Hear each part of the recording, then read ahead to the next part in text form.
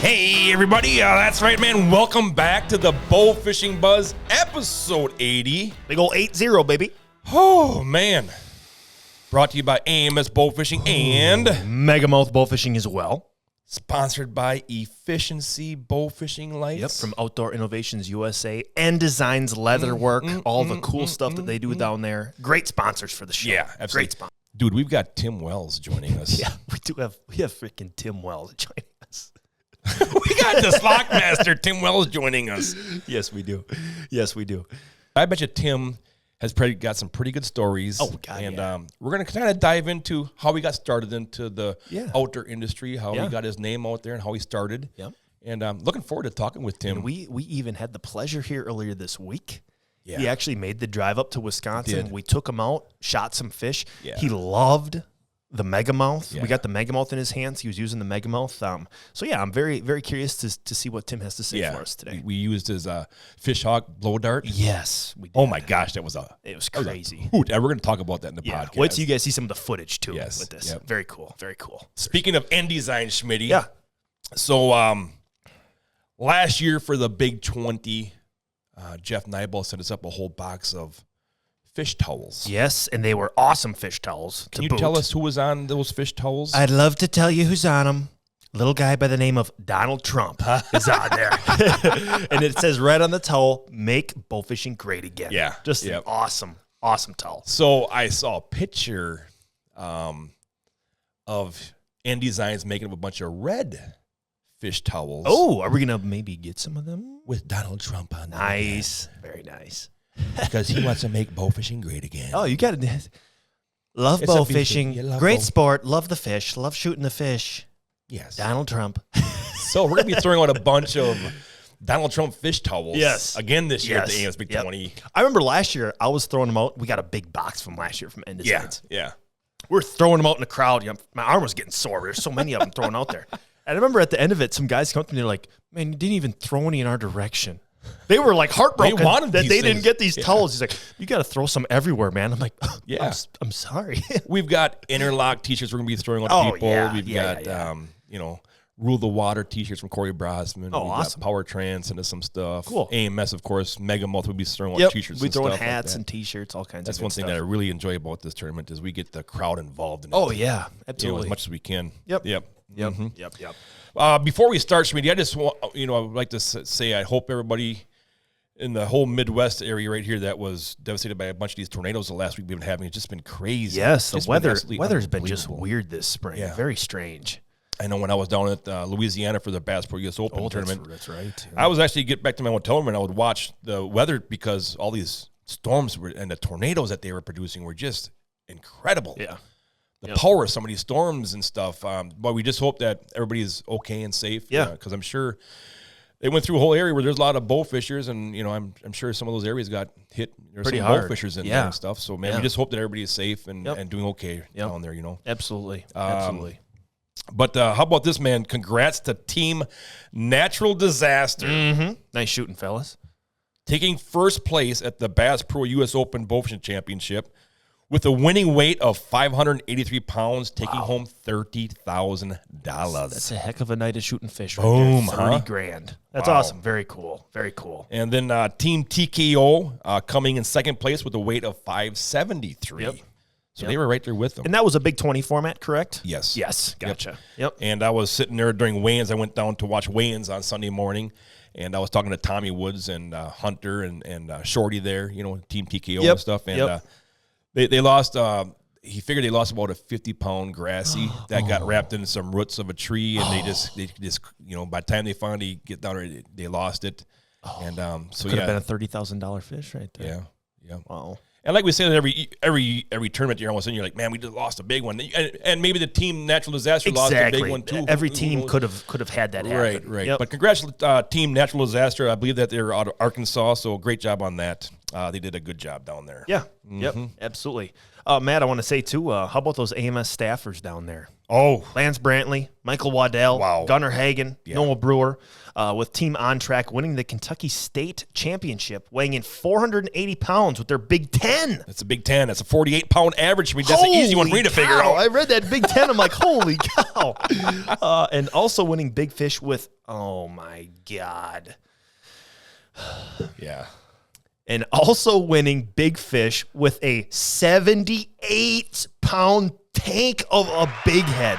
Yeah. Holy cow. Right. What a fish. Nice shooting, guys. That's crazy. That's pretty cool. That's crazy. That's pretty cool. Yeah. Schmitty, we are only 9 days away from the AMS my Big God. 20, the 13th annual Oh, my gosh. How was that crept up here so in Wisconsin. fast? AMS headquarters. It's one that everybody should come and Absolutely. attend once in their bowfishing career. Yeah, absolutely. It's always fun. I think that's one thing that about the tournament. It's so fun. It Just is. Everyone's having fun. Yep. Us working it. Right. You think of a tournament. That's a lot of work for us to do. But I can speak on the whole AMS staff here. We have fun. We have fun doing it. Like I said, we get the crowd involved. We get the Yes. competitors involved in this. We throw in all those hats. We got a ton of prizes.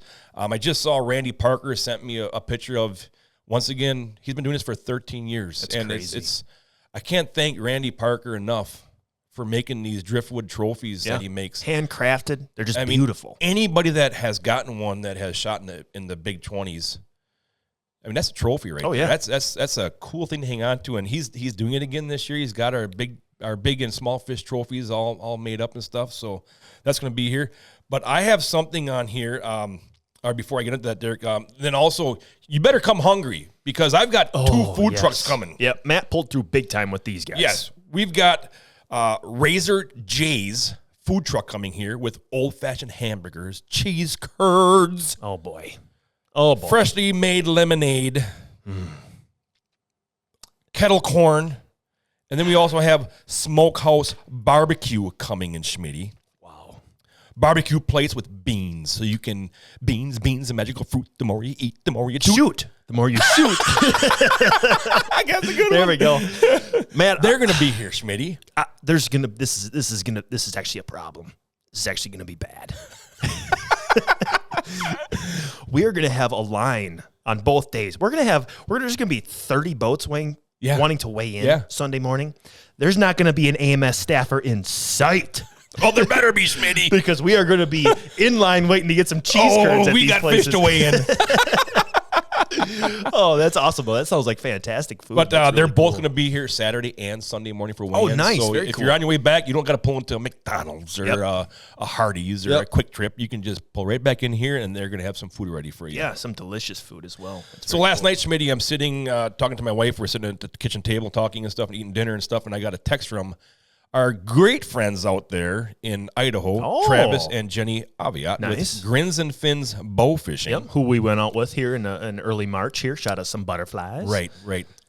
He asked me, he says, "Hey, Matt, can we donate a trip for your Big 20? Oh, really? Yeah. How cool is that? That's very cool. That's awesome. That's very cool. So somebody's going to win a 2-day trip out there for 2 Wow. people to go try a bucket list fish, probably. Maybe you shot one. Maybe whoever wins it, maybe they Wow, shot one. But that's to very go cool. to go bowfishing in Idaho with Grins and Fins Bowfishing. Cool. And I don't know if maybe we don't know this yet, but is it going to be a raffle, just a random raffle prize, or is it going to be Yes. like a big This- fish yep. category prize? We talked about that last night. I called and talked to Travis, and pretty much all of our big fish stuff categories are all kind of Taken filled care up. So of. this is just going to be a random. Oh my gosh. Yeah. How cool So we've is got that? the Idaho butterfly carp. Yep. You've got Corey Brosman's stingray trip. Average You've Joe's. got Dennis Redden's Kentucky My bowfishing trip. gosh. Wow. And also Bass Pro just sent us $400 in gift cards. Oh, wow. Nice. I mean, we've got a bunch of prizes. We've Yeah. got a bunch of prizes, Yeah. Schmitty. Yeah. That's going to be awesome. I'm looking forward to that big time. Yes. One thing here, Matt, that we always seem to end up discussing, and Yes. because we're getting into the heart of the season here, I don't want to sound repetitive to our listeners, but it's something that we got to keep pounding home because it is important to us. It's important to the bowfishing community, and it's important for how we look on the outside to people who don't bowfish. Right. All right. Have a place to dump your fish, people. Yep. Come on. That's got to be the number Clean one up thing. your act. Yeah, clean up your act. I don't know if it's the same person that just thinks it's a little bit of a joke to keep doing this. I don't think it is, because The thing that really ticks me off about this, Derek, is we talk about it every time in the end of our podcast. Yep. And it's happening right here in the state that we live in. I know. Also. Yeah. Yeah. I just had a buddy, and the reason we're bringing it up because I had a buddy that bowfishes a lot, Seth Geezy. Yep. Oh, Seth, yep. And he said, hey, can you bring it up again because we're having issues with it again. Now, gall darn it. It's not too darn hard to pull into a local farmer in your area and say, hey, man, you mind if we help you with some fertilizer with some of these fish? Absolutely. Yeah. Yep. Or if they say, no, take them to a spot in your woods. Yeah. Use them for fertilizer for your food plots. Yeah. I do that. Yep. Absolutely. Yeah. Rototill them in. Yeah. The farmers that we take them to, Matt, they love it. They love it. They love it. So I'm assuming that that's going to be a shared feeling amongst farmers. They're going to be like, oh my gosh, that could be easy free fertilizer that I could use there. If you know people that are doing this, if you catch them doing this, turn their butts in. Yeah. Yep. This has to stop. Yep. Because you're going to kill this sport that we all enjoy too much for you to ruin. Yeah. Yeah. And it's a selfish act by whoever's is doing that. If you don't have a plan of what to do with your fish, I'm all for going out and shooting fish, but if you do not have a plan before you go out shooting fish, guess what? You shouldn't go out and shoot fish. Right. Have a plan to know what you're going to do if you get into some fish. That's rule number one. Yep. Absolutely. So even if you have to go out and shovel a big old hole in your garden. Yeah. Yeah. Right. That's a plan. Yep. Yep. So stop it. From all of us bowfishers that love this sport way too much for you to ruin, stop it. Right. Enough's enough. Yep. And if you know people turn their butts in. Yeah. Right. It's getting bad. Yep. It's getting bad. And we don't mean to dampen the mood there, but we got to touch on that. We did. That's important. Because Seth wanted me to touch on it again. Yep. So I said, absolutely, we'll bring it up in the podcast again. Yeah. Yep. Absolutely. All right, Matt. I think it is time for... Can you feel the tension in the air right now? It's time for B.A.A. Records. Love the jingle. You want to kick us off here, Matt, with the first record? All right, we've got Mike Borgias with the BAA Michigan State record, Greater Red Horse, weighing 7.70 pounds, and also the BAA Michigan State record, Crucian Carp, weighing 5.50 pounds. Awesome. Nice shooting, Mike. I wonder if that's Ethan's dad. I bet you it is. I bet that's Ethan. Because Christina, I think Christina Burgess is Easton's mom, and she's always commenting, liking our posts and whatnot. I bet you that well, they're congratulations. related there. That's awesome. Well, how about this, Matt? Congrats to Dalton King with his BAA Vermont State record. Get ready for this. Northern Pike weighing 11.02 pounds. How cool is that, That's very cool. Nice Vermont. shooting. That's cool. Cool, Dalton. Nice shooting. Then we've got Hayden Fursing with his BAA Vermont State record and BAA World record, Tench, weighing 11.40 pounds. Nice. Nice shooting here to Ben Peters with his BAA Ohio State record, Smallmouth Buffalo, weighing 37.04 pounds. Nice shooting, Ben. Bryce Boland with his BAA Minnesota State record, Quillback Carpsucker, weighing 7.35 pounds. Nice. Don Dolph with his BAA Michigan State record, Butterfly Carp, weighing 12.8 pounds. That's a nice butterfly right there. Very nice. And Shannon Bradford on his BAA Utah State record, Goldfish. I wanted you to read that one. Oh, man. I wish I could shoot a goldfish. That's cool. Shannon Bradford on his BAA Utah State record, Goldfish, weighing 11.68 ounces. Wow. Yeah. Cool. Very cool. Yep, that's cool. Then we move on to Connor Cobrine, who is just laying the records down on his BAA Maryland State and World record, Atlantic Menhaden. That's also a youth record for Connor right there, weighing 0.61 pounds. And his BAA Maryland youth record and state record, Speckled Trout, weighing 1.33 pounds. Nice shooting, Connor. Very cool.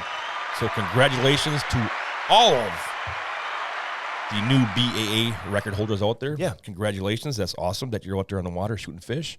Derek, you and I were down on we went down to Castle Rock on May 1st a little bit. Yeah. And how'd that go? It went well. We had fun down there. The only problem, Matt, is we would have really had a good time, but the wind was just terrible. Killed us. And you know we're daytime shooting doing that, and it was fantastic when we were on those buffs in the daytime.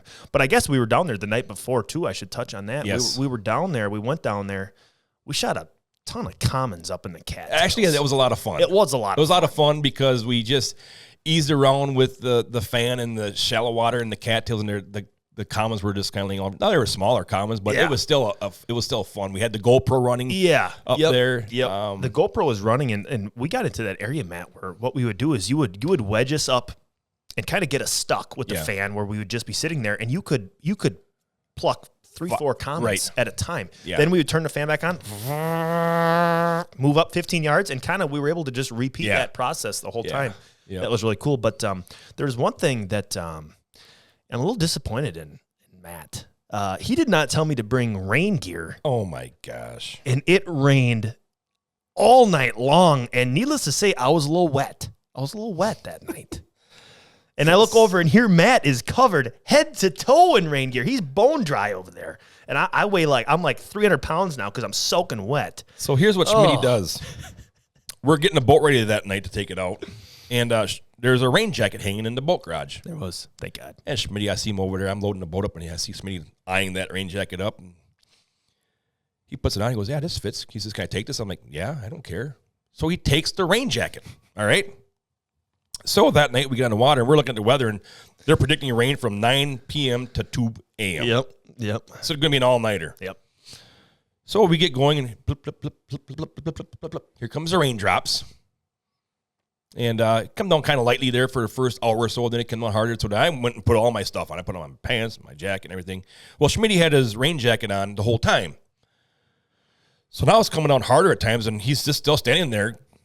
No rain pants on. And this coming down hard, and he's like, man, he said, I'm really getting wet. I'm like, well, you doofus, where's your darn rain pants? Well, I didn't grab any. I don't have any. I learned a valuable... Now, whose fault is that? It's my fault, but you know what? So here's the worst part about it, Derek. I learned a lesson. The worst thing to do is to wear a rain jacket without rain pants, because when that water runs down your rain jacket, where does it go, Schmitty? Right on your pants. Yeah. Runs right down your legs. Looks like you were peeing your pants all night long, and I would have never noticed. I had water in my boots. It would run down my pants. My pants would get soaked. So now water can't soak into my pants. They went right into my boots. It was terrible. The way I have my cell phone in my pocket, I slide it into a little cell phone pocket in my pants, and I always have the part that you plug in, the bottom of the phone is always facing up, so that when I grab it, when I take it, it's facing the right way. Yeah. Well, all that rain ran down my rain jacket. It ran through the pants once they got soaked, and straight into that charging port on my cell phone. Oh, nice. That night we got to the motel, I plug it in, and the phone goes, moisture detected. Oh, yeah. So I had to let that dry out forever. I'm glad it still works. You're lucky. Yeah. But so, we got wet that night. Shot a good amount of fish. It was fun. Don't get me wrong. Woke up, stayed down there, stayed at a little motel down there, woke up and went out the next day. It was a much sunnier, nicer day, but that wind again. Heckin' wind was just terrible. It was pretty constant, 15 to 18 miles an hour. Yeah. Yep. And I will say this, the night before, right before we were packing it up, because the wind got real bad, we were up to a spot and we got stuck with the fan, and we turned the fan off. Mm-hmm. All of a sudden Matt goes, wait, you hear that? All of a sudden we could hear. And we looked off, and off right at the end of the lights, you could see wakes. They were spawning fish in there. Yep. So that got us hyped up for the next day. Yeah, we could hear them because we didn't have the generator running with the efficiency lights. Yes, the efficiency lights were beautiful. They were quiet. That was just perfect. Shedding some light on the situation there. Yep. So that next day we were back out, and we found some buffs, Matt, but the wind they were just starting. We could see some pods going here and there. Not everywhere, but here and there. Yep. And it was kind of we got into that game of you would drift up past where you're expecting to shoot fish, and then you'd have to let the wind take you through the area that was the prime areas where the fish were. Yeah. Which is kind of tough because you're really limited. You've got a one-line shot to get your fish. And if you don't get a fish, or there's no fish spawning close enough for you to shoot, guess what? You got to go all the way around and kind of redo that. So we got some great footage doing so, but it was difficult. And we were trying to get slow motion impact shots. Yeah. Yep. And like you said, Derek, the hard part was, right there they are. They're 30 yards in front of us pushing. Yeah. So you would kind of get the boat lined up to that spot there. And that wind would blow us so fast sometimes that all of a sudden you get 30 yards away, they're pushing. 20 yards away, they're pushing. Then they go down. 15 yards away, they come up for a little bit and go back down. And all of a sudden you're like, come on. And by that time, the wind pushes you over top of them. Or Right. they sense that you're there, and they just bust off to the sides. Yep. And I think one thing too, Matt, it was playing tricks on me. So we were kind of out in the open there where we would drift. So you didn't have a ton of scale as far as referencing shorelines to know how fast you were moving. You've got dirty, turbulent, windy water all around you, and you don't think that you're moving fast because you're looking down into the water. Well, here all of a sudden you just covered, like you said, 15 yards in 10 seconds, and you're on top of those fish, and they spook. It's like, oh man, it was difficult, but we did get some good fish in the boat. Yeah. Yep. So I think after these sponsors commercials, we're gonna give the old Slock Master, spear thrower, Big Louie Chaser, Tim Wells a call. Okay, sounds good. All right. Are you looking to elevate your bowfishing brand with stunning design solutions? Look no further than End Designs. Their team of talented designers is dedicated to bringing your vision to life. Whether it's t-shirts, hats, leather products, eye-catching logos, to captivating boat wraps, they have you covered. Plus, with their commitment to excellence and attention to detail, you can trust that your project is in good hands. Don't settle for ordinary. Choose End Designs for extraordinary results. Visit their website today and let's bring your ideas to life. End Designs, where creativity meets excellence. Efficiency Bowfishing Lights by Outdoor Innovations USA. A color tone adjustable and dimmable light with a unique patented reflector design that puts more light where you need it. Efficiency Bowfishing Lights offer 3 different models: the 65-watt single color economy light, the 65-watt Efficiency V2 tricolor dimmable light for maximum efficiency and versatility, and the 130-watt Efficiency Maximus, designed to be an all-out beast of a bowfishing light. Efficiency, designed and built by bowfishermen for bowfishermen. Check them out at OutdoorInnovationsUSA.com. We're having fun out here on the AMS boat, slocking Big Louie's. Look at that thing. Woo, I think mine's bigger than Matt. It's bigger. You're a solid fish. That's right, folks. We've got the Slock Master himself, the spear gun thrower, Big Louie Chaser. Big Louie Chaser. Tim Wells joining us. Yes, we do. This is where Big Louie lives. Yeah. There we go. I love that. This Love is where that. Big Louie lives. Yep. The I love intensity in that. I that love whisper that. is That's insane. right. Yep. That's right, folks. We've got Tim Wells joining us on the podcast today. Man, Tim, how are you doing, buddy?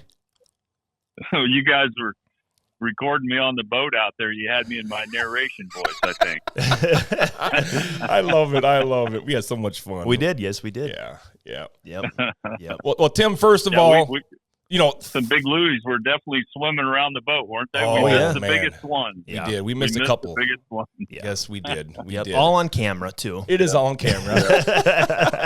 Man, we sure had a great time. And we want to thank you, first of all, for joining us on the Bowfishing Buzz podcast.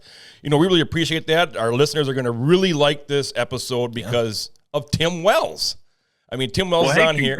By the way, congratulations, man. The podcast is doing good, and considering what you got to work with, you guys have done and come a long ways. It's been a that was a joke, Matt. I'm sorry. I'm thinking here what I got to say to you because I'm a little nervous. You got Tim Wells on the podcast. I was nervous. I was nervous too when you took me fishing. I mean, I don't shoot fish as much as you do, and I was just worried with cameras and everything that you'd probably outshoot me, but it panned out where I shot the most fish and the biggest one. So I was really happy with the way things went. You put the smack down, and you shot great. You shot amazing, great. Oh, absolutely. And you shot really good because those fish were not easy to shoot when we first started out. We were in some 5 foot of water. Yeah, and I was even when I was behind you guys filming, I was up on the cooler, so I had probably an extra 2 feet. There were times when Tim would draw back, I'd be like, "What's he looking at?" All of a sudden, arrow goes down and it starts dancing. He's cranking in with the old megamouth. I'm like, "Wow, I didn't even see that fish," and he smoked it. Yeah. It was awesome. Yeah, and then a few shots later, they were wallering out of the water, and their fins and tails were out, and we were both missing them. And what about that part? I remember that part the most. That hurt. Yeah. Yep. I had. Anybody tells you that. Hey, anybody tells you they can hit a fish every shot, that they haven't bow fished before. Exactly. Because holy cow, I don't care how good you are. depth perception and, the angle of the sun and ripple on the water and all that stuff. That's why it's so fun. You never master the game to the point where you don't miss. So that's the exciting part. Exactly. And, I can still see that first big fish that I missed was probably one of the biggest fish we saw all day. He might have been over 50 pounds. Yeah. Yep. Big old black silhouette. Yep. And it was long. Yep. It Yeah. was long. Yeah. I think you could go Black out. and long. Yeah. Big, black and long. It was easy to see right there. Yep. There it was. When I seen it, I was just in awe. Yeah, I hear you. Isn't it funny how you could go out and shoot? We shot some very, very nice plump fish, but isn't it crazy how it's always the fish that you don't get that you focus on the most? That's Absolutely. What you remember most of it is, that one that we missed, that was the one that you think about the most, not the ones you shot. It's the one that you didn't get in the boat. Mm-hmm. Mm-hmm. Yeah. And that's so true. So true, man. I'll never forget a alligator gar on the Trinity River back when I was 20 years old that escaped me. That same day, I shot the biggest gar in my life, which was 240 pounds. Oh. It was. I don't remember putting a tape on it, but it was well over 8 feet. Oh my God! That same day, I saw a much bigger fish that I missed of all things because it kind of took my breath away, and I got in such a hurry to shoot it. I shot over it, and it never did surface again. And that was back in the day where you would go gator gar hunting and maybe see 40, 50 fish throughout a 2 or 3 day hunt that were all over 100 pounds. The river's full of them. Jeez. But between now and then, and the commercial fishing and the actual fishing for the gator gar, as well as us shooting a few with our bow, that it's never been what it was back 30 years ago. But it's still good, I guess. Absolutely. Yeah. And what's cool about the gator gar is they're really good to eat too. I mean, those back straps on them, I call them back straps, like the loins of them. Yeah. Yep. And we fried them up that one year, and they were excellent to eat. Yeah. Yeah. Great I stuff. had buffalo ribs last night. That was a delicacy for us. We love those. I wish I'd have kept more, but man, the buffalo and the paddlefish and the gator gar, and I really like long nose. I believe the long nose are better than the gator gar. They're burger to clean, but man, they're good. Absolutely. And then obviously all the redfish and ocean fish that we shoot. It's exciting when you're hunting something that you can eat. It's exciting. Yep. Absolutely. Yep. Absolutely. That's another element there. Yep. For sure. So Tim, on that big gator gar that you were a little high on, was that Big Louie fever? That was definitely Big Louie fever, man. I was shaking. And cool. Back then, killing stuff, that was important to me. I mean, my focus back then was you need to kill. You need to kill. Yep. And when you miss a big buck or you miss a big fish like that, it was really it was a dramatic experience when that happened.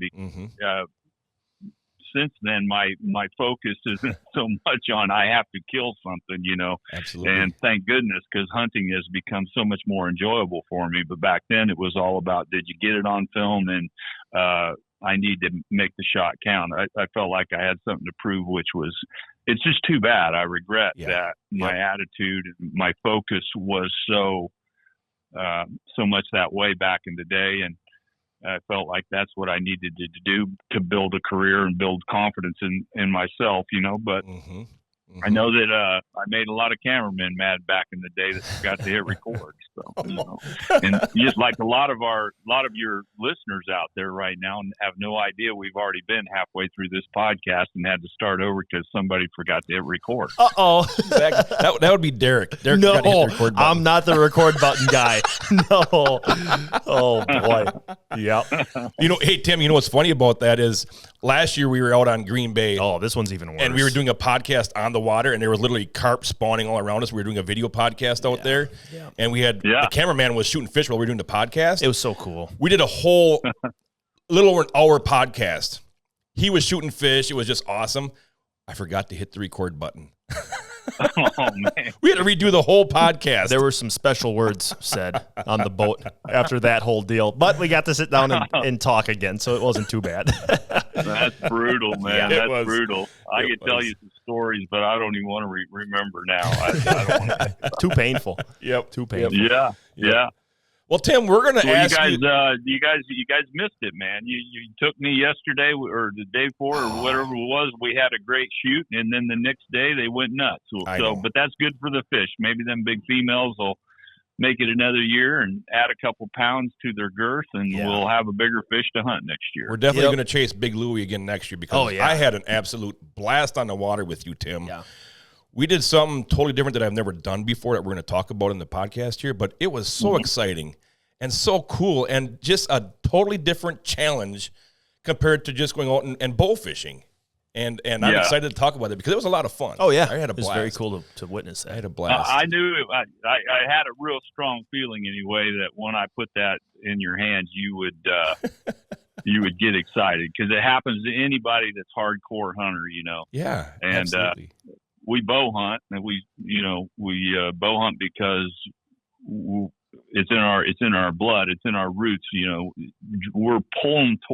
Man is pulled back to his primitive roots, and when you put a spear in a man's hand, or a blowgun, or a bow and arrow, it does something internally, and it's exciting and it's refreshing, and you can kill a lot of fish with a bow and arrow, but it becomes redundant if you've killed enough of them. I mean, it's always fun, but it's if you put a new twist to it, and that's what we did, you found that the same thing that I found. It's very enjoyable, and it's like you're a kid again. Yeah, that is so true because when I would hit a fish, I was like, are you kidding me? Mm-hmm. A little bit of like disbelief almost. Yeah, I just did that. Are you kidding me? That's crazy. Yep. And it was adrenaline, and everything was totally new to me again. Right. Right. It was a lot of fun. Absolutely. It was a lot of fun. Yep. Yeah. So, Tim, we're going to get into some questions here that we're going to ask you because I think some of our listeners want to know a little bit about, your history and how you got started in the sport. So we're going to go ahead and ask some questions if that's okay with you, Tim. Sure. All right. So the first one here, Tim, obviously you've been doing what you've been doing for a very long time. The show Relentless Pursuit is a staple in the outdoor industry here. How long have you had Relentless Pursuit, the show?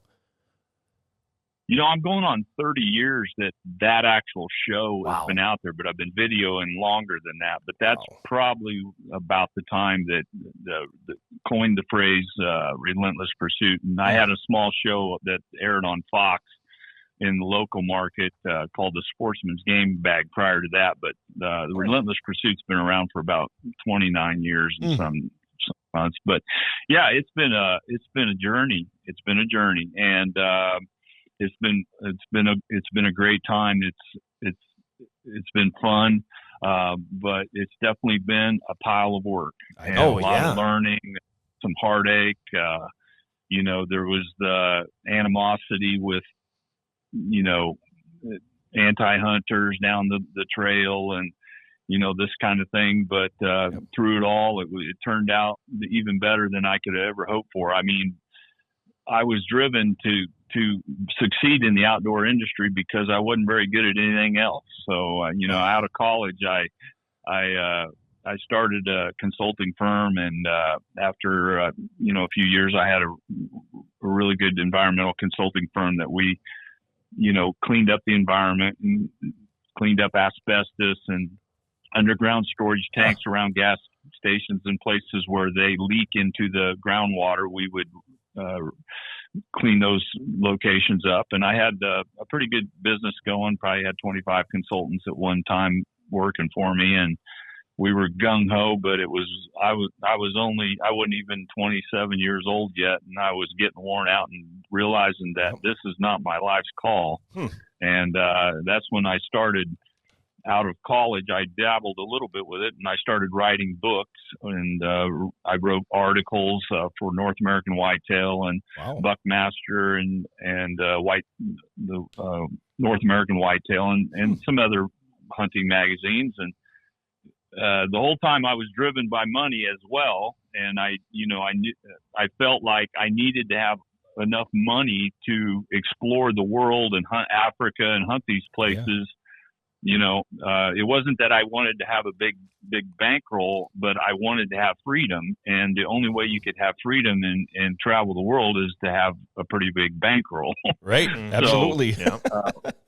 But it was kind of a twist because, you know, you have a consulting firm, you got a lot of liability with what's going on. And if you're not on top of consultants, they don't do their job. And so I was working 60 hours a week and it was wearing me out. But I was making quite a bit of money, but I wasn't able to hunt and fish like I wanted to. I wasn't even having time. I was on the jobs writing articles for the magazines. Well, anyway, I sold that business and then I started buying and selling gas stations.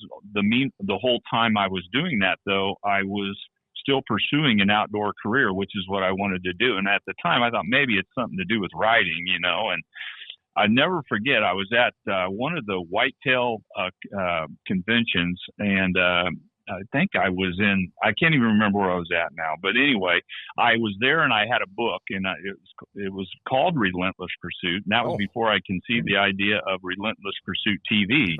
But I had a book called Relentless Pursuit about whitetail hunting.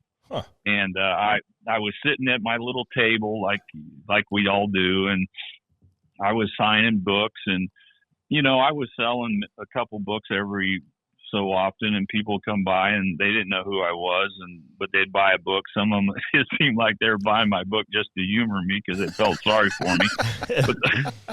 But the whole time I'm sitting there, there's this dude down the aisle that had people lined up for, it looked like they were going out the back door just wait to buy his, and as fast as he could take $20 bills from these people and hand them a video, they were just coming through. And I kept watching. I was like, this is incredible. Wow. And I went down there and I looked, and he was selling whitetail deer hunting tapes. Oh, wow.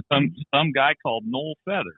Oh, and jeez. So Noel, you know, as everyone comes to realize, he was a very famous deer hunter, a very good deer hunter. Right. Super cool dude, fun to talk to, you know, an open book. He talked to me about hunting and everything. And, you know, I regret that later, you know, his everything he worked hard for and did, and he, you know, it got tarnished because he got caught up in some stuff, you know. Right. But, you know, with that aside, he was really a good guy.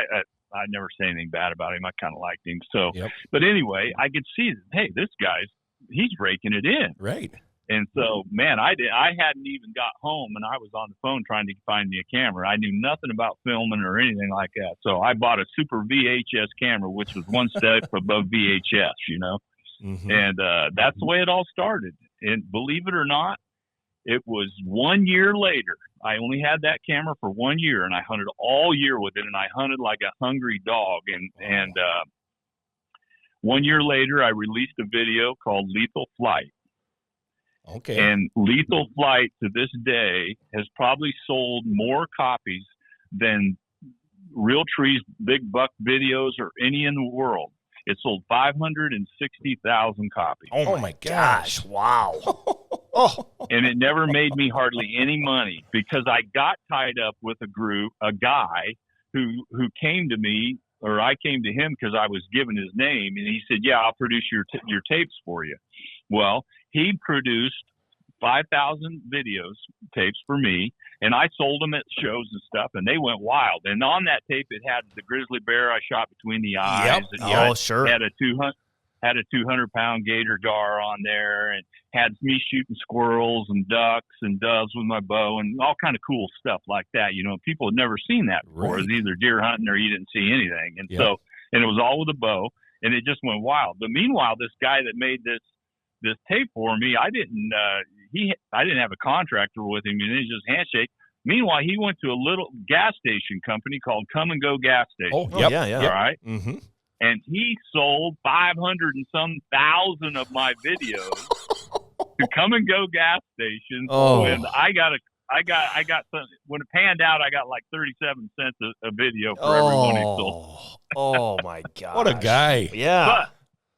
But because of that video, it launched my career because every hardcore bow hunter back in the day had those videos. You can still find the Lethal Flight VHS. Once in a while, you can see them on Amazon for several $100s. No, Oh my kidding. gosh. Wow. Yeah. And so that was the start of my career. And from there, I began my TV show and made other videos, a bunch of turkey videos and stuff. And it's just been a steady progress uphill all the way. And, you know, I feel like I've maybe peaked out now. My daughter reminds me every now and again that her platform's already bigger than mine. Oh, man. And, you know, she's kind of that kind of person, you know. Yep. She just kind of kicks me now that I'm down, and I reminded her too that it has, you know, I'm proud of her, and it has nothing to do with her big boobs or her beautiful blonde hair, or you know, her progress has nothing to do with that. Yeah, right. No, not at all. yeah, it's all about her hunting and how good she is. But Exactly. She is funnier than heck. She just made a commercial for Toyota, and cool. I had to laugh at that thing 50 times. I kept replaying it yesterday. So she's done really good. I'm so proud of her. That's but good. she, people call me the Slock Master, and I've kind of coined that name back when I was a kid because my friends called me the Slock Master because whenever we'd shoot something, when that arrow hit something, we'd say Slock. Oh, okay. You know, and so I became the Slock Master, and Sydney has kind of coined the term now Slock Blocker. Because she blocks all my shots, it seems like, if we're bow fishing. Oh, and she's even you know, she's done one up on me even better than that. She's figured out how to do it on whitetails. Last year I hunted all year to kill a big deer, and finally a big fella showed up, 180 some inch deer showed up on my trail camp right at the end of the season. And he came in the daylight on a food plot where we had some real bad weather, so they were hungry. So I actually posted that on Facebook and said, you know, look at this picture. Tonight the wind's right, or tomorrow night the wind's right. I'm going after him. Yep. And Sydney happened to see that post and called me and said, hey, Dad, I got the night off. Could you take me deer hunting? Like she didn't know what was going on. oh. About 4 o'clock that afternoon, I videoed Sydney killing my big buck. No Holy kidding. cow. Wow. Oh, yeah. She double lunged him at 25 yards. It was pretty fantastic. So That is cool. anyway, we That like is to joke cool. around about that. And my son, Clint, he's probably a better shot instinctively than I am. He's just an Really? amazing archer, but he is he's in law school, and that kid, I mean, from day one has always been tied up. He just doesn't get to travel. Even though he loves hunting, he just never gets to travel with me or do much hunting when he's home. He's not crazy about being filmed anyway, so he just wants to hunt on his own. But he is really, his eye-hand coordination is unbelievable. I took him to Argentina dove and pigeon hunting with me, and he could hit him just about as good as I could, and he never shoots his bow prior Really? to going. So Wow. yeah. I remember Clint but used to be a really good baseball player too. If I'm not Yeah, mistaken. he played D1 baseball. He went to wow. ISU. He Yep. was recruited by Yale and Harvard for as a quarterback position, but Oh, wow. he went to play baseball instead. Yep, So that's right. kind of glad he did because I'm not crazy about them schools and their liberal ways. But anyway, Yes. he turned out great. He's one of the top kids in his class right now. He wouldn't like me saying that to you, but I know he is. He does good, and That's in awesome. a few years I'll have a lawyer that I can sue AMS or someone else that doesn't pay their bill. There you go. Yeah, perfect. Right in house. Oh boy. Yeah. You never know. They might put a podcast out there without my signing a release or something. I might need to call Clint and get something going. That's right. Yep, we got to keep our ducks in a row here. We got to make sure we're all tied up here. Yeah, that's right. Tim, I just got to ask you this. Yeah. Instinctive shooting. Yes, sir. Why? Did it just come natural to you, or is that how you just started and just kept with that way? Because I would no say sights. to me, to you, I would say, well, why not? Why Okay. not shoot instinctively? Why would you put sights on your bow if you can shoot adequately without them? Yeah. Okay. I mean, that's like saying, hey, tomorrow, Matt, don't shoot your bow instinctively at carp. I want you to put a peep sight on there and try to shoot through a pin at them, okay? Gotcha. Yep. It's the same way with with my blowgun. Some guys say, hey, you have a laser pointer. Should I use it? And I was like, well, are you good shooting it instinctively? And then why? Yeah, they are. Well, why would you want to do that? Yep. I shot instinctively from the time I was 5 years old. And so, the first sight pin showed up when I was 15 or so. And those were just little things they put, you glued on the front of your bow and had a pin out there sticking out there, and right off, I didn't like those. So, okay. But I can tell you, if you master the art of being an instinctive hunter, an instinctive shooter, you will kill more game and you will be more proficient as a hunter than anyone else, unless you're in a static position. You're sitting if the only way you know how to hunt is from a sitting in a location, sitting on a chair. Yep. You know your yardage. You've got a rangefinder. You've been waiting for the animal to come in and stick its head in that corn or drink from that water or cross that flag where you got those guys will always outshoot any of us that shoot instinctive. I don't care how long you shoot, they're still going to outshoot you. But if you walk down through a cornfield and jump a pheasant, they'll never get their bow drawn by the time I've killed it.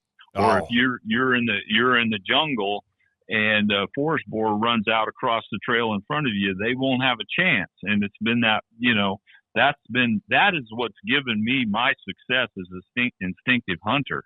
And I mean, if you've seen the video way back in the day when I shot the grizzly bear between the eyes. Yep.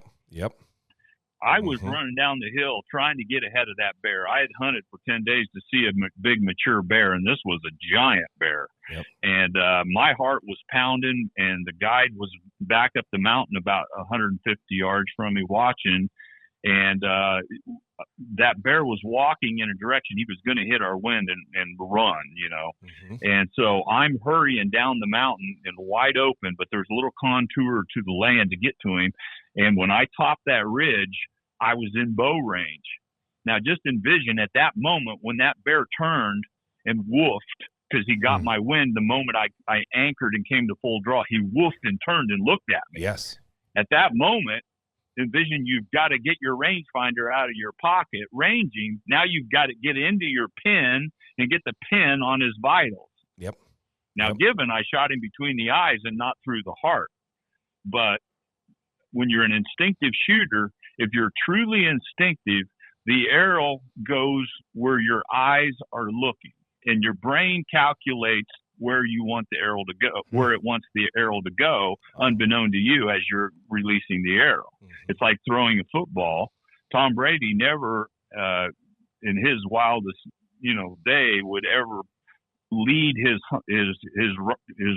receiver, thinking to himself, I've got to pull out a head 7 feet and hold 4 inches high. I mean, that's not what he did. Right. His brain took over and he whipped the ball and it went right where he wanted because he had done it a million times. And that's what happened when I shot that grizzly bear between the eyes, because when he turned and looked at me, and my lifelong bucket list at that point in my life was a big grizzly bear, I was about to shit my pants. And so the first thing I did is I'm looking at them big brown eyes that are looking back at me wanting to eat. And I didn't even think about looking at Big Louie's heart.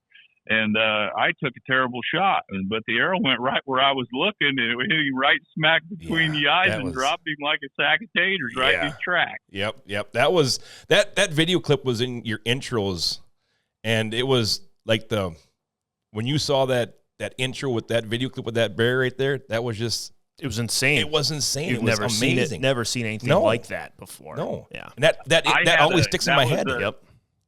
I had a double X75 Easton arrow with a Titan broadhead. I don't know if you remember them, but I had a Titan 2-blade, and that Titan hit him right square between the eyes and sheared both broadhead blades right off of it. Oh, it didn't even go in the skull, but the shaft, the point, went right through the skull, and the shaft went right through the brain, all the way through the brain, dead center into the spinal cord cavity, and down the spinal cord, 2 spinal cords. No kidding. And, Oh, my gosh. stopped right there. That bear, when he hit the ground, unlike other deer I've shot in the head and other animals, coyotes and stuff, he didn't even wiggle. He didn't kick his hind legs. He was, he went to the light as soon as that arrow hit him. It was amazing. You couldn't have killed him any faster with a 300 mag. It was crazy. Wow. And I got back to camp, and my guide had filmed it. I had taken my dad on that trip with me, and he was back at camp. He was hunting caribou, and he was at camp when we got back that evening. And we hit replay on the camera, and I never forget my dad looking in there in that lens, and he caught his breath, and he looked up at me and he said, "That shot will be heard around the world." Yeah, absolutely. Yeah, absolutely. And he was right. And that's the grizzly bear that I put on Lethal Flight. That was just kind of in the intro of that. And that truly is, to this day, other than maybe when I speared myself through the leg, is one of the first things that everybody asked me, was that where you were aiming, and or questions like, were you afraid, or things like that. But that shot will for sure live with me until death. Absolutely. Well, and that's a great, I like how you explain that about instinctive shooting versus people using sights and stuff. That's a great way to explain it, because I actually do better bow fishing when a fish just darts so quick and I just quick turn and shoot. Right. You don't have to think about it. I don't like coming to full draw and holding on a fish. I like to shoot fast and quick. Yep. And like you said, Tim, no sights on our bow fishing bows, right. So that's a great way that you explained it there. That was really cool. Yeah, the Tom Brady analogy is also, that's a great way to put that. Absolutely. That's very cool. Yeah. Yep. So you're right about that. I mean, I think we even talked about it in the boat. A couple of them big fish, they were swimming towards the boat, and we had all day long, and we're aiming and aiming and aiming. We know the camera's on us, and we miss them, Yep, exactly. So, if you try to overpower your brain and outthink your brain when you're an instinctive shooter, then you have to miss, But if you got sights on your bow, then that's not an issue. But instinctively, you're a far better hunter once you master instinctive shooting. There's no doubt. That's good stuff right there. Yeah. That's so, good stuff. Tim, you're not only a huge name, obviously, in the hunting industry, but you are just wicked popular when it comes to social media. I'm always seeing a viral Tim Wells clip, and just coming from Matt and I's standpoint of, we're running the websites here at AMS, Megamouth, the social media and everything. We know how much time that takes us, but on your scale, how do you handle all of that? The editing, the narrating, the travel, all the hours. I mean, how do you do that so efficiently? It's tough, man. It's tough to be on top of the game. I just, as I sit here now, I mean, I'm enjoying this time with you guys, but I just got done filming this morning with Carrie. We were turkey hunting, and so I've been going at it this morning since 4:30, and I'm going to finish up with you guys, and then I'm rushing out to work on a bulldozer that I just bought to create some habitat for my waterfowl here on the ranch. And from then I got to get back home, and I need to make some videos for Facebook I haven't loaded in a while. And I also have to finish up some shows that need to be loaded for the Sportsman's channel. So you're right. It's nonstop. It's to the point now where I think I need to pick my battles, and play them. But with social media has I've never had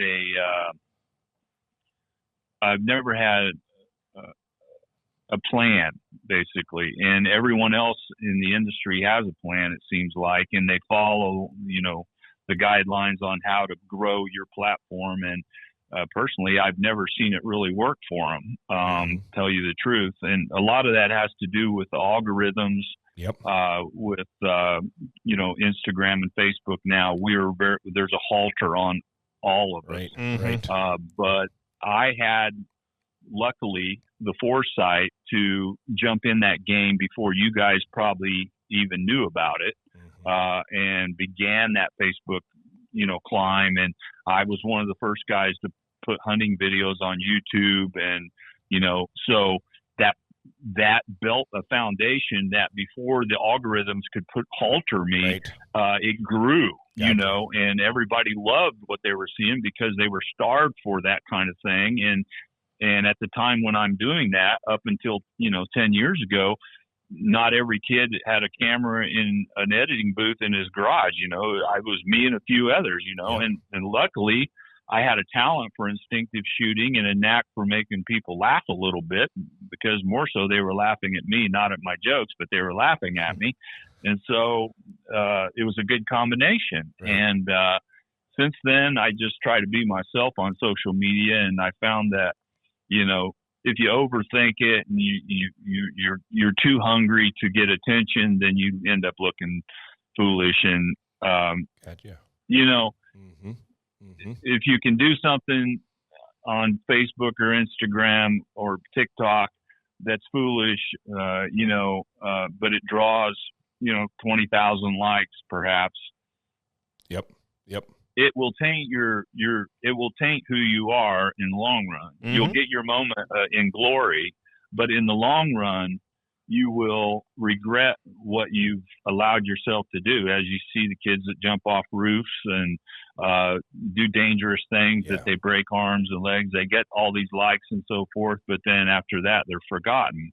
Right. It's the true entertainer and the true funny person and the true likable gal that can sing really nice, that is just consistently showing, people, this is who I am. This is what I love to do.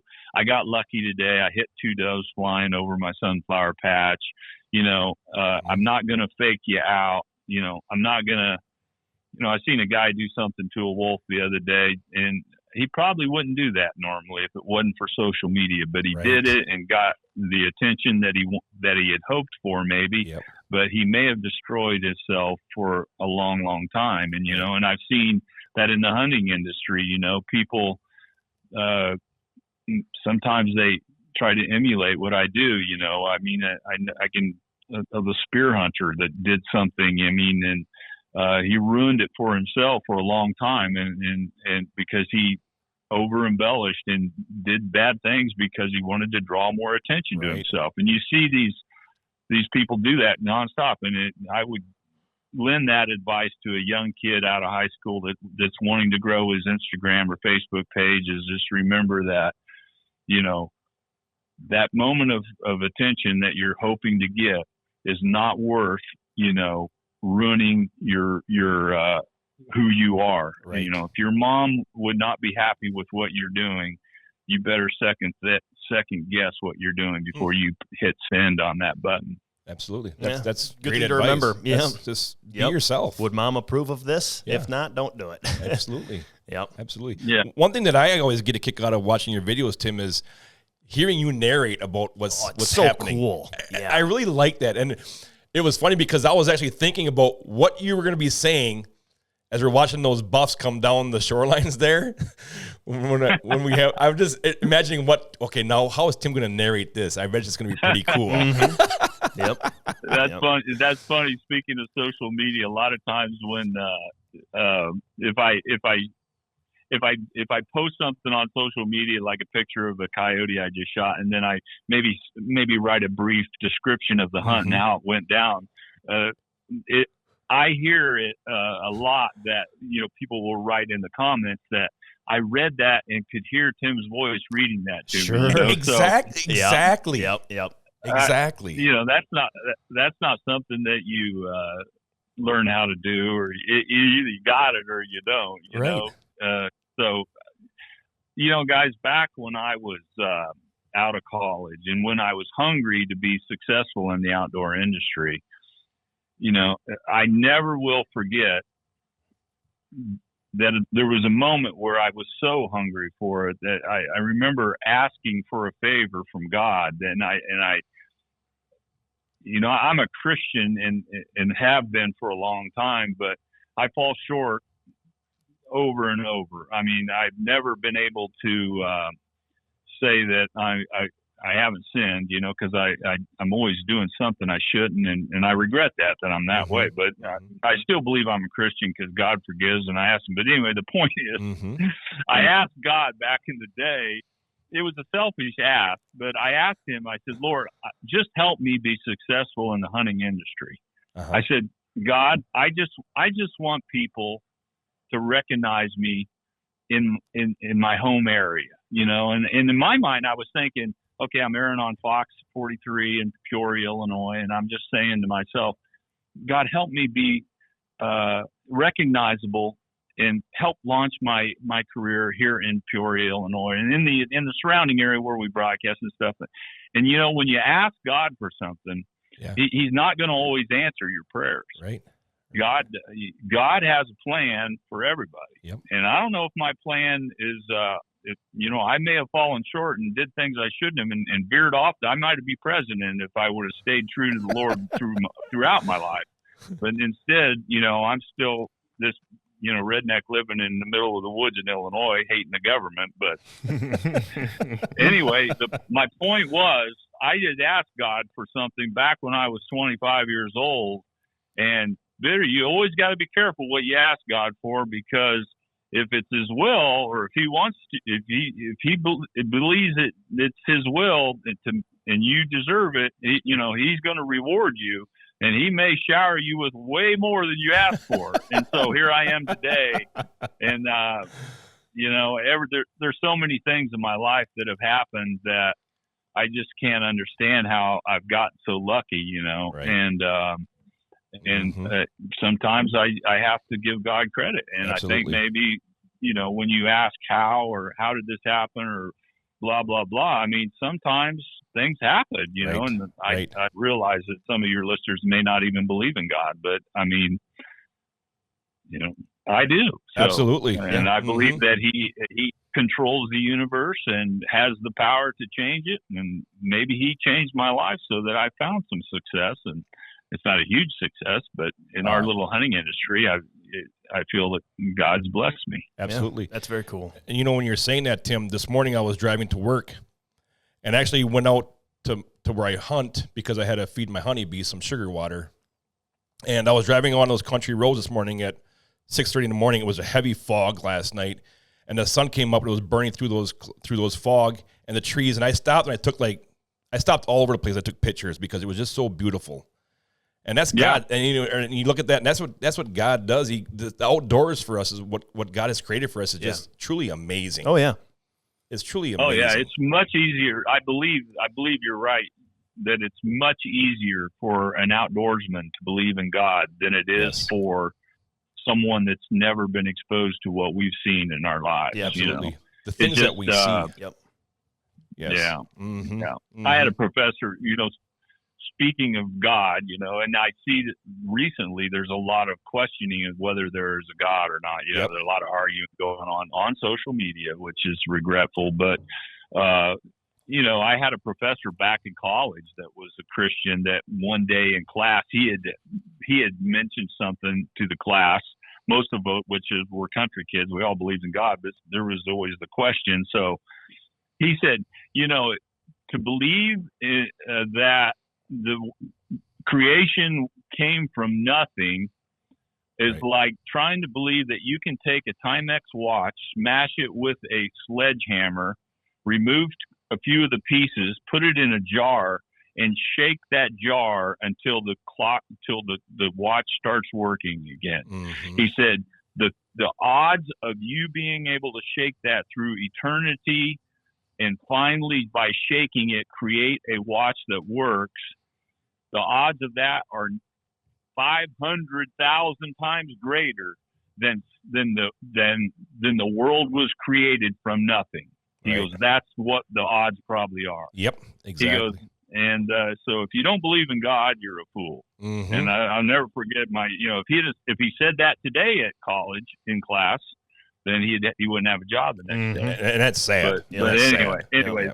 That's where we are now. But that's something that stuck with me. And at the time, I got thinking about it. And that's a good analogy. Yeah, I mean, there's no way that we got this beautiful universe just out of some gas that was floating around, and something had to make the gas. So exactly. Anyway, there's a lot of things in my life that have happened. Maybe that bear, shooting that bear between the eyes. I mean, that was something. I mean. Yeah. I shot for Matthews, and a huge turning point in my industry is when I quit shooting for them and made a phone call. We had a falling out between me and Matthews, and I made a phone call, and Bass Pro jumped all over it. Yep. And doubled my pay and put an 090 in my hand. And I was in a stagnant point in my hunting industry, right then, and that shot it up even more. Right. And so little things like that have always been, things that make me say, wow, something more is at work here than what I have created on my own. Yeah, absolutely. Yep. Absolutely. Yeah, that's cool. Yeah. So let's start talking bow fishing here. Yes, sir. When did you start bow fishing, Tim? Was it back when you were a kid? Yeah, I shot. Okay. I always had a problem with bow fishing because everything I shot when I was a little boy was with a recurve and wooden arrow. So you'd go down to the creek.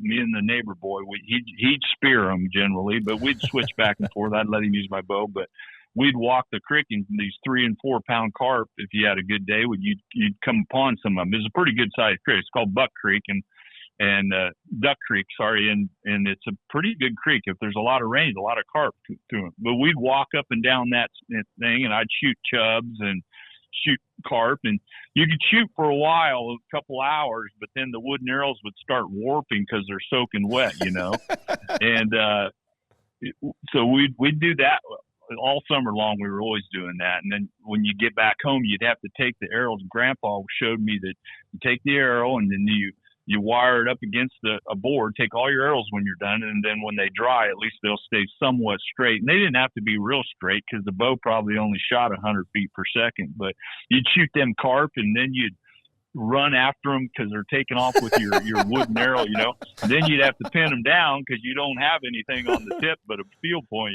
Yep. But that was the best thing in the world, man. That taught me how to shoot instinctive and shoot carp and frogs and pretty much anything that swam by, you shot it, and then, worked out the details, whether it was legal after you got it. But everything was legal when you were 6 years old, but I loved bow fishing from the get-go, as well as shooting my blowguns and my spears. I mean, I wanted to be a caveman when I was a kid. I wanted to live that life.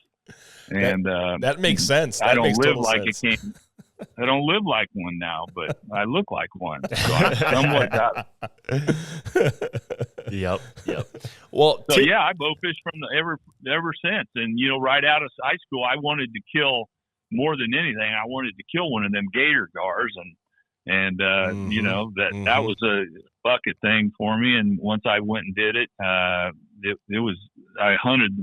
killed my first gator gar on Choke Canyon. Oh yeah. And I went with a fellow named David Roos. He lived in San Antonio, and he took me out in his boat, and I killed about 110 pounder, and I was thrilled. I even mounted it. I was so excited. And that was one of the first things. But if I could hunt anything, any kind of fish, my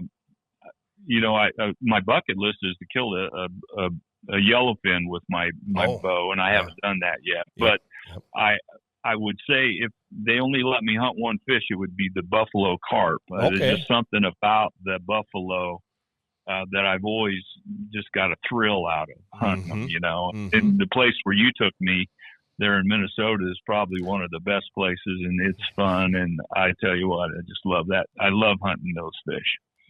They are fun. They're such a powerful fish, I mean, you shoot a big old buff, and it's hang on time. Oh yeah. Yeah. And they're a clean looking fish too. And they're just, they are a carp, but they're not, they are really, they're just unique, and they're good to eat. And, the potential is always there. You might shoot a 70 pounder. You never know. And, right. Even if you're hunting smallmouth buffalo in Texas on San Rayburn, up in,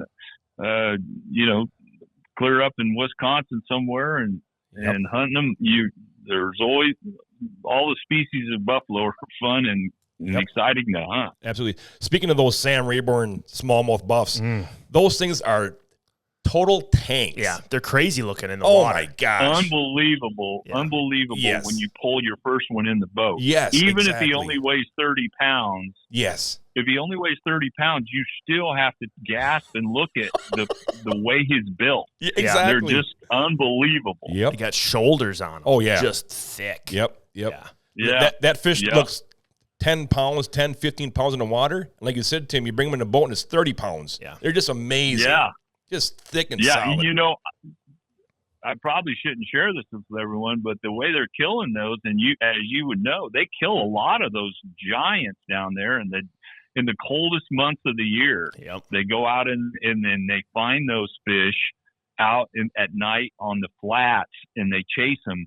Mhm. And when they chase them, those fish have a tendency to rise like a paddlefish will. And when they chase them, man, what an exciting hunt that was. Yes. I went down there and they chased those big girls and they would come up off the bottom and then they'd get on the motor and they'd make them even come higher. And you run out there and try to catch up with them and shoot them. That was exciting. It's adrenaline. I had a really exciting hunt last year with Alan Yater. I mean, it was a thrill. Right. We went out of Louisiana, it was thrilling for two reasons.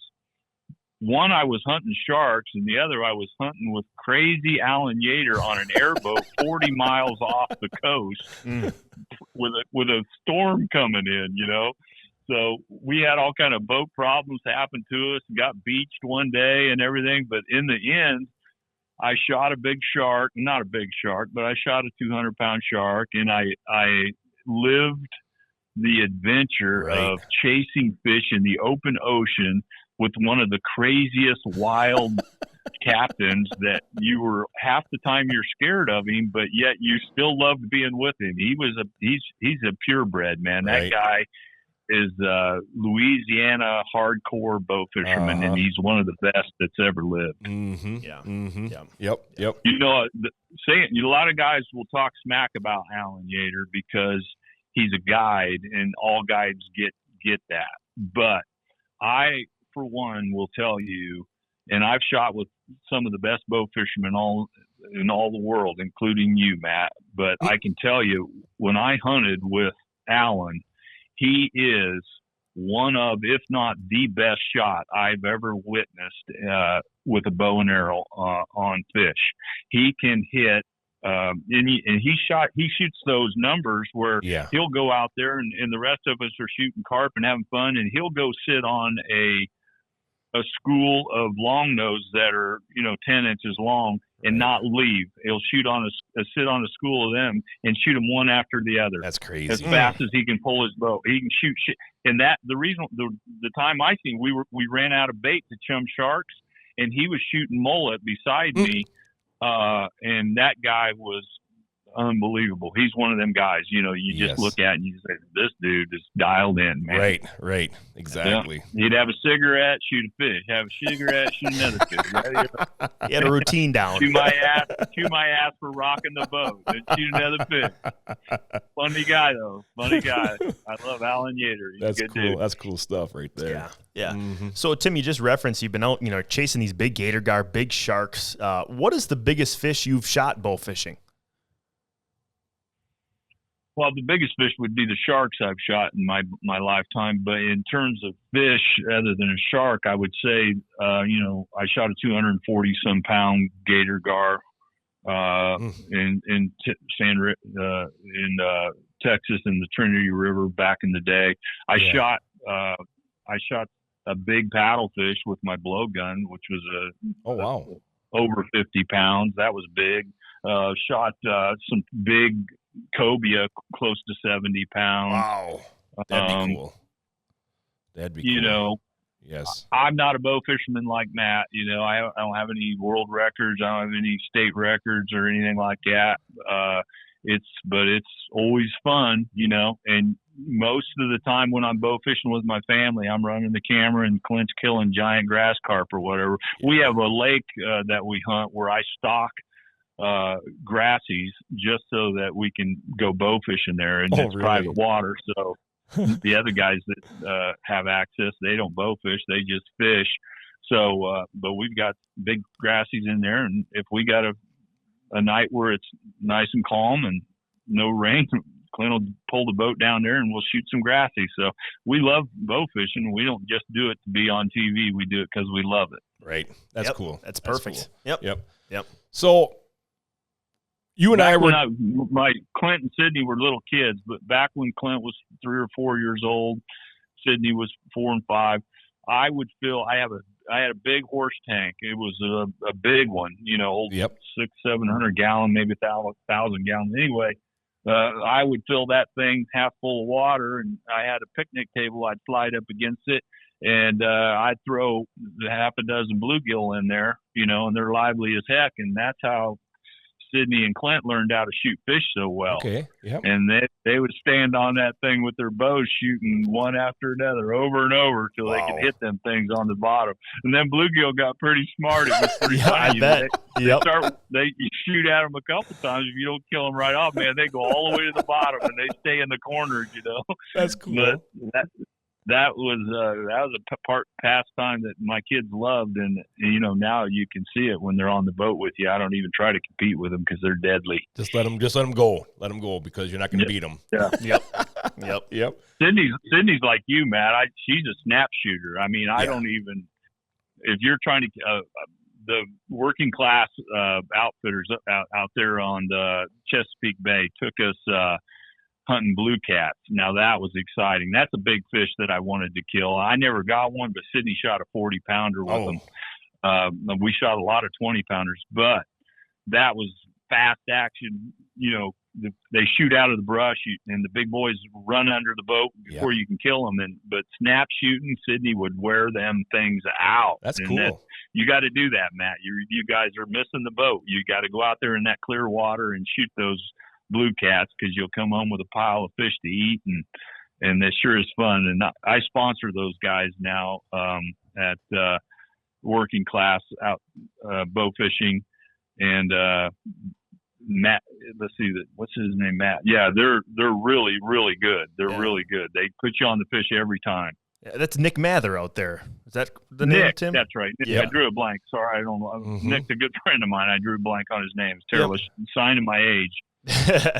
We'll have to set up a trip up there. Nick, I think Nick has 3 boats now in his league of fishing. He's got 3 boats going, and they're full year round. And, when the fishing's good, they're ramming it. Yeah, they kill a lot of them snakeheads out there too. Right, absolutely. Yeah. Mm-hmm. Yeah. So Tim, you and I need to hop a flight, Matt. We'll go out there and film a show. Exactly. That'd be awesome. Mm-hmm. That'd be awesome. Mm-hmm. So Tim, you and I are sitting down in Louisiana at the Bass Pro US Open. And we're sitting there talking tournament day and stuff like that there. And you're like, dude, we need to hook up and go shoot some fish. I'm like, man, I'm kind of booked. I said, but we'll try to get something planned in. And then you text me on Sunday night. And you're like, how's it looking, Matt? How's it looking? I'm like, well, I think we can get on some fish. I said, but we have one day. We have one day to make it work because we got rain moving in and stuff like that there. So, all right, I'll be up there at 8 o'clock in the morning. Yeah. And you were late.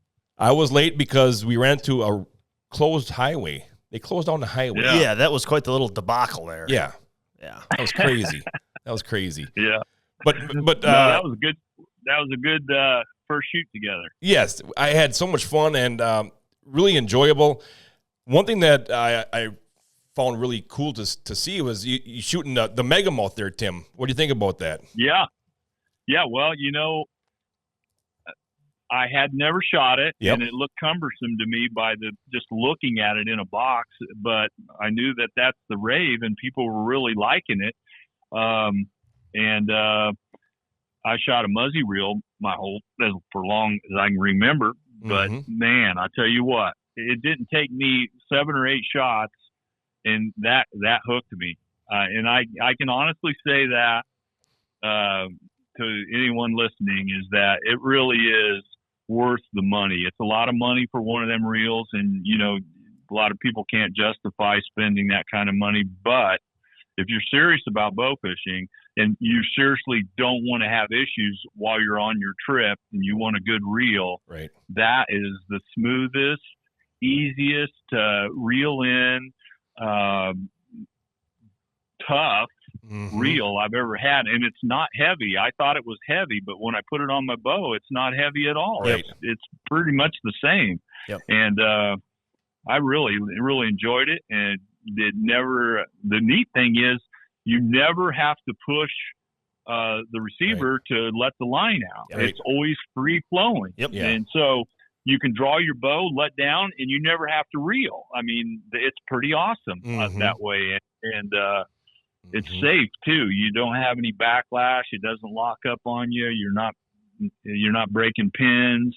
Right. You really feel okay going bow fishing without a spare in the boat. I think I think you guys are going to make a huge success out of that reel, and congratulations on that, because AMS is a diligent, hardworking group of guys and hardcore bow fishermen. And it's nice to see that you have a product that will launch your careers even further than they already have come. Yeah, that's awesome to hear, Tim. And that's exactly what we built that reel for. It's 100% made in the U.S., stainless steel gearing inside of there. And just, it's funny that you mentioned, it took a little bit of getting used to. I've seen a lot of videos of guys, they're shooting that megamouth reel, or I'll get a message on Facebook and they'll shoot a big fish after, maybe it's their first time out with the megamouth. They've got their drag tight. They'll pull back on that T-bar, and the fish will almost, if not all the way, pull them into the water just because they're not used to the amount of the brake that you can put on these big fish. Yep. Yeah. Yeah. You found that out on the first big one you shot, didn't you? Yeah. I've never tried your product for the simple fact that, I was sponsored by Muzzy. And so with the chain of events that's happened with their parent company, unfortunately, they couldn't afford to pay me. So it opened a new door where I could experiment out there. And I always wanted to test your product. And it doesn't matter who comes to me now with their product, a different reel, I'm not going to switch. And I've always lived my life that way in the hunting industry. Is like, if I get something that I like and it makes me a better hunter or fisherman, right, it don't matter what you're going to pay me unless it's something ridiculous. I'm not going to switch. Yeah. And it's like my Oneida bow. You guys got a great bow, but for my Oneida, for deer hunting and instinctive shooting, my Oneida bow it doesn't matter. I shouldn't say this. They might be listening, because when I negotiate for more money next fall, I won't get it. But if they quit me, I would still shoot their bow, and I will always shoot the megamouth until you guys come up with something that's even better. But cool. I can't perceive that happening in the near future, because that is revolutionary and so easy to use. That's cool. And you worry about $300 or whatever it costs to buy one of them, but if I factored in all the reels I've blown up and all the headache and running back to camp to get gear and get tools or whatever, the money it would have saved me if I'd been shooting a megamouth all along, I'd been way ahead. Yep. Yep. And we hear that all the time. Yeah. That's awesome. That's very cool. Very cool. Yeah, so you guys did good there, man. That's cool. I like it. Looks cool on my bow too. Yes, it awesome. does. Yes, cool. It does. Yep. Cool. I'm just gonna interject here, fellas. I just got some pictures via Snapchat, and I'll just say this: today would have been probably a better day to be on the water than Monday, because just got some intel here. It looks like it is absolutely full-blown nutsy, crazy, chaotic down there. So yeah, we missed it. I've got the same report, but that's right. At least I got to outshoot Matt on this trip. Yes, definitely did, for sure. That was my sole purpose of being there. Hands down. I didn't shoot more. Honestly, I didn't shoot more fish. And I probably didn't hit as many, but I did get the biggest one. I know I can claim that. Yes. Yep. Goal achieved. But it got kind of sad for me at the end, because I let Matt shoot my blowgun, and he broke my world record. I was just going to say, we got to jump into this blow dart world record situation, because it was very funny to witness. That really hurt. So first of all, we got to explain this world record, Buff, because I've been getting texts all night last night, because somebody made a post on his Facebook page, Tim, that I got the new Buffalo world record blow dart. And people are saying, "Hey, man, congratulations! How do you get that? How do you do that and stuff?" I'm like, I don't know if there is really a record. There is. I'm in charge of it. Yes. Tim runs the whole deal. Comes out with until someone shows me a bigger fish or comes out with a record book, I control that. I'm the blowgun wizard in the world right now. And I can tell you right now, I've never seen anyone shoot a fish bigger than my 25-pounder that I shot up there with you a couple years ago. But you definitely whooped my butt and got a 26-pounder, and then you turned around 5 minutes later and shot a 30-pounder. And that hurt. But that illustrated, and we're fortunate that we got it on video, is to show how effective my blowguns are. Yeah. And, people are so pessimistic, and, some states even make it illegal to use them because they don't know anything about them. It's the stupidest law ever in the world. If you say, you can't go shoot a carp with a blowgun, who would make a law like that that's not a liberal? Illinois is a prime example of a bunch of liberals running our outdoor industry, and it makes me sad and makes me sick. But anyway, you shot those big fish, and that just shows, hey, you set your drag right, and the blowgun will do the rest, because once you stick that dart in them, it don't pull out unless you're yanking on that thing. Yeah, the holding power on that dart just amazed me. Me too. It was nuts. Yeah. And there wasn't, did you recognize that there wasn't very many fish that you killed with your blowgun, or that you could have killed with your bow, that you could have also, once you got proficient, you can kill them with the blowgun just as easy. Right. Absolutely. Yep. At first, because that dart, if they're 3 feet or above, if you know how to hold, that long dart will stick them and hold them. Right. At first, I couldn't. I had to figure out how to get that to come out fast with my air. Yeah. Right. I had to figure that out. But once you did, man, you were sending it. You had some velocity, which is key, man. You got to send it. You want to drive it deep, especially if you're deer hunting or hunting hogs or whatever, and just blowgun hunting. You want to drive it in them.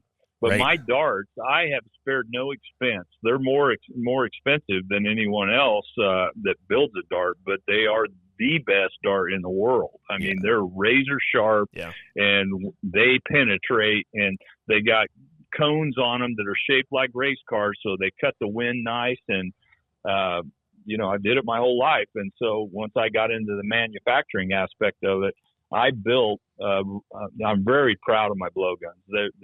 People really enjoy them, and it's a fun way to hunt. Man. Absolutely, and it's it's challenging. It's back to your roots, like we were saying earlier. It's back to your roots, man. It's fun. I don't know if you'll let me show the video of this in our video podcast, Tim, when we shot that, but it was so funny because you're sitting there holding on to branches, keeping the boat steady. Because it was windy out that day. And you're like, Matt, here they come. And I was like, oh my God, this is a Tim Wells video. He's narrating now. Coming up along the bank. Here they come, steady.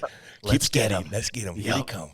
Dude, I watched the video last night. You haven't got to see it, but when that big girl came up over the top of that brush pile, oh my gosh, and she turned broadside. Yes, it is crystal clear and beautiful. Wow. And that dart in slow motion just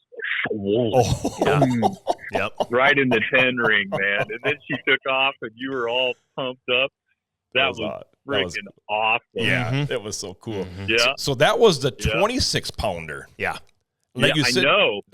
And that one came. But the 26-pounder, which is the first record you broke. Yep. That's the best video. Right. The other one is cool. She was so deep that it was a bow shot, but you drilled her right square in the back. But when she paddled, the first one paddled up and turned broadside, you could just see the girth, and you could tell that's a big fish. Right. Right. But then the second one, those are 30-pound fish. But can I get an honest answer from you? If you stuck that dart in a 70-pounder and he went out in the open water, do you think you could get him in the boat, Matt? Yes. Absolutely. Yep. If you play him right with the drag and you chase him down, just let him get tired. Let him tire himself out. Yep. Honest to God, I think you would be able to.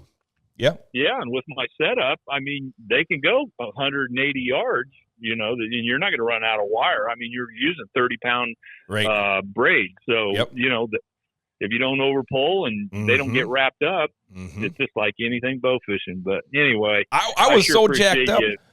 I was so jacked up, Tim. I'm like, Tim, grab your bow and put it back up in this. I want to get this in the boat. You're like, nope. You're on your own. You're on your own. Yep. I liked on the second fish. That fish was starting to push, just awesome, pushing towards the boat. Matt's getting ready. Tim, you're telling him to breathe in. Well, Matt let out a little bit of a, and that dart went, and it just barely came out of the blowgun there, and you can hear Matt's going, oh no. And Tim, you were calm, just reload. Come on, keep going. And that fish, nobody rocked the boat. Nobody rocked the boat. That fish came underneath the trolling motor. We didn't spook it, and you smoked them on the other side of the boat with the old blowgun. It was pretty sweet. It was pretty sweet. The funny thing in that video is you can actually see the end of the blow dart. Yep. And you can see the fish pushing, coming towards us. And all of a sudden you see I breathed at that time because I was excited, and I pushed the dart out, and you can see the dart fall out of the front of it. I'm like, oh no, and they're right there in front of us. Yep. And then they literally swam right under the corner of the boat and came back out on the other side. They pushed underneath the boat and kept Tim's doing like, their thing. Stay steady. Just walk over there real slow, and he'll come out. And he pops on the other side, and and it was on. Yeah, it was on. Yeah. It's like you were chasing a tuna in open water when we turned the boat around. Yeah, chasing them down. Yeah, so cool. You know, it's funny. It's funny hearing you guys tell the story because you're only excited. You know, if you'd have shot it with your bow, you'd have thrown it in the bucket, and you're like, "That's cool. Let's go look for a bigger one." But you shot it with a blowgun, and you're like, "Hey, man, that was freaking awesome!" Oh yeah, you know, and that's what you know. When you change it up, sometimes it's fun to do things that are hard, and then when you do it, it's exciting. Right. Yep. Yeah, that's why people love that fish hawk. They just love shooting stuff with that. Stingrays are fun with the fish hawk. You know, you can shoot a big stingray, and it's a battle. Oh my gosh! You got case because of the power. You know, it's a long process. You shoot a stingray. You know, you're into it for 30 minutes before you get him in the boat. But then when you do, you really did something. Right. Yeah. Yep. Yeah. I liked it so much because it was a different challenge. Oh yeah. Yeah. And it was unique. I have a ball. I literally have a ball going behind my house. On private water, you can do whatever you want in Illinois if you own it. And when the bluegills spawn in June, oh my gosh, I got a little platform. I ease and stick it out in their bedding area. All right. And so when they start spawning, I'll go put that platform out there, and then, you know, a few hours later, go back, sneak up on top of it, and just sit there. And then big males come in on them spawning beds and shoot with that blowgun. It is so fun. It's the funnest thing ever. That is so cool. Shooting tilapia with it. Oh, it's so fun. Yep. Well, Tim gifted me the fish hawk. Yes, he did. Yep. Bunch of darts, too. Bunch of darts. Yeah, you guys are gonna have to wear some fish out. Sometimes I like to have the fish hawk on my boat when I'm bow fishing, because if things get slow and you're not finding any fish that you want to shoot with your bow, but there's a ton of little stuff on the surface, you know, it gives you something to do. And anytime you got a kid on the boat, he's going to be shooting it like crazy and loving it. So it's a fun toy, man. But Absolutely. it's a fact you could live with a blowgun. The fish hawk, I almost named it the survival blowgun, because you know you could actually take that in the forest and live with it, because you can use normal blow darts in it. You could kill rabbits, you could kill deer, you can kill anything with it. But if there's nothing available on land, you can always hunt at sea with it as well. So it's a universal hunting weapon that's unique to itself. Yep. We might have to end this podcast because we could probably run down there and shoot a bigger fish with a blow dart gun. Yeah, today. right. Right. I bet you we I could. bet you could, man. Yeah, 100%. Yeah, you could be there in a couple hours. Yep. Oh, don't tempt me, Tim. Yeah. Doggone it. Got me fired up. I can be up there in 5 hours. There you go. We can turn the lights It's a on 6 hour tonight. drive, but I bet I can get there in 5. Yep. Yep. Well, cool. I have one last question for you, Tim. All right. All right. UMC for the Bass Pro U.S. Open tournament there during weigh-ins. Yes, sir. Man, we'd sure like to have you come up here for the Big 20. Oh, man. It Well, would I be tell you awesome. what, man. I would love to do that too, but that's the 29th or so. Yeah. What is it? It's coming up. You're What gonna is the date? 17th, 18th, I think it is. Yeah. Yeah, I'll be in Argentina, but if you pencil me in for next year, I've always been wanting to do that. Corey Rossman has raved about that tournament, and I really feel bad that I haven't got to be part of it. But now that I'm shooting your products, and maybe we'll elaborate on that one of these days. It may be a necessity that I work that event with you guys, and we'll make it as fun as we can. That would be fun. I know a lot of the guys that compete in tournaments up here, they love your shows and love watching your videos and stuff, and they would just like to see you. And I know they would have a blast up here. 100%. And maybe we That'd can be make good. maybe we That'd can be make fun. it work. Yep. Yeah, I'd like to, maybe see it, but shoot in it as well. It'd Absolutely. be fun. Absolutely. Sure. Cool deal. So we'll pencil that in for next year, and good luck this year, and keep everybody safe and shoot some big carp, man. We will, buddy. Absolutely. And we appreciate you coming on here. I know you're going to be heading to Argentina here, so we appreciate you taking the time to join us here. And best of luck this year on your travels, Tim, and we wish you all the best, man. Yeah, appreciate it, Tim. Yeah, thanks a lot for taking me fishing, boys, and we got a lot of hunting to do in the future together, so it's good that we finally crossed our paths and found a new friendship that we can build on, and I think it's going to be fun. I appreciate the new mega mouth that you gave me, and I'm going to put it to good use. Good deal. Good Sounds like a plan, Tim. And don't forget about the end of this month, we could go out west, Tim. Yes, we got to go. We got to go assault South Dakota. Yes, I hear you. Let's do it, buddy. We're going to catch fish and shoot fish. That's right. And eat a lot of fish. That sounds like a fun time to me, buddy. But, good right, luck, man. Tim. You take care, man. Thanks, Tim. Okay. See you guys. Appreciate it. You Thanks. bet. Bye-bye. The old Slock Master. Oh, yeah. Right there. I think I could sit and listen to hours of those stories. I know.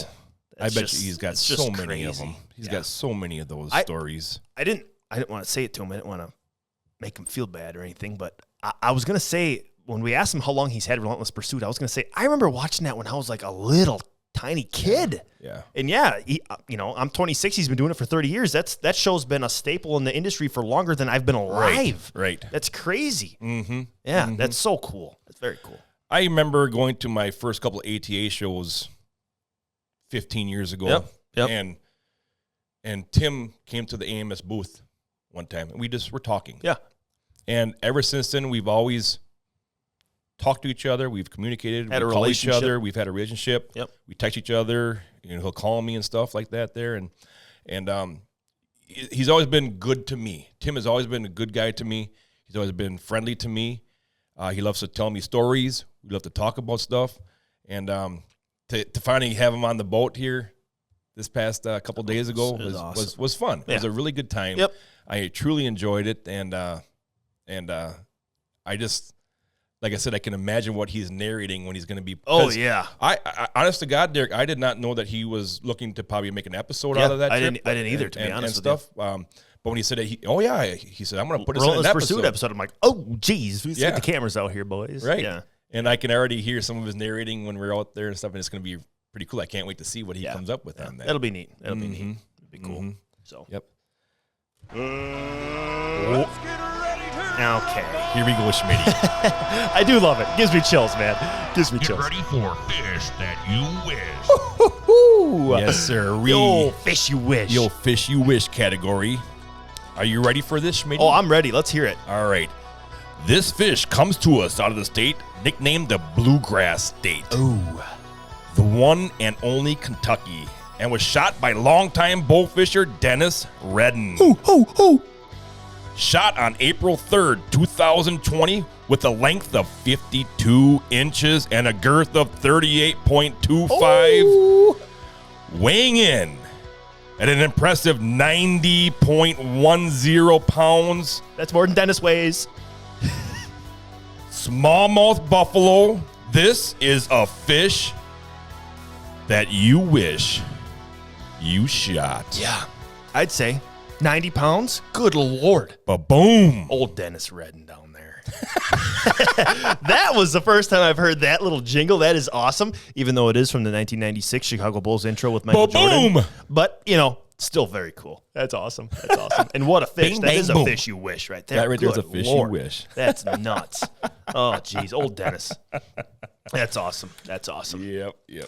May 15th, also on the Carbon TV, Below the H2O, Episode 3, the Mike Krampus story. It's a great story of Mike joining us down in Kentucky for some bow fishing. Mike is a vet, and he joined us with Jana Waller. It's an awesome episode. It's a heartbreaking. It hits your heart. It pulls your heartstrings big time. Absolutely. Yep. Mm-hmm. Yep. Absolutely. It was a long pod, Matt. A long, great, awesome pod. The thing I love about it is bow fishing is we're off, man. We are. We're in the heart of it right now. We are in the heart of bow fishing season. It's exciting. You got to get out there. I mean, right now, we got fish spawning. Yeah. We've got tournaments all over the states. Yep. We've got the Big 20 coming up. We got the BA Worlds coming up. We got Tim Wells shooting a mega mouth. We got Tim Wells shooting a mega mode. The old Slock Master. I'm spitting darts into 30-pound buffs. Oh, my gosh. It doesn't get any better than that, It's Schmitty. wild. Oh, what a time of Holy year. moly. I want to go bow fish. I want to go bow fish. I'm going to shoot carp down, take them down to Barrel Town. I want to go bow fish. There we go. Had to get that in there. Couldn't help ourselves. Hey, everybody, all of us from here from AMS Bow Fishing, and Mega Mouth Bow Fishing as well. remember, aim low. Think big. Thanks for listening, guys. We appreciate it.